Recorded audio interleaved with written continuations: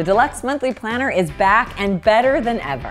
I know that I use my life planner for daily scheduling, but I love this Deluxe Monthly Planner for special projects and note-taking. I see people tracking their finances, logging summer reading and book clubs, and I know that bloggers love this book for planning social media. With your feedback, we made so many improvements to this beauty, including stunning, durable tabs that help you flip easily through the months. We've also added more notes pages than ever. There are now 5 lined pages in between each month, and you have the option to add 40 or even 80 lined and perforated pages to the back of your book. With this 12-month planner, you can choose between 2 different sizes and a colorful or neutral theme.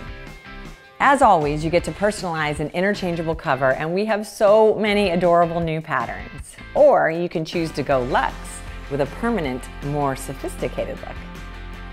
The Deluxe Monthly Planner in either size fits into our planner folio for great organization on the go. I cannot wait to see how you use it. Have fun planning!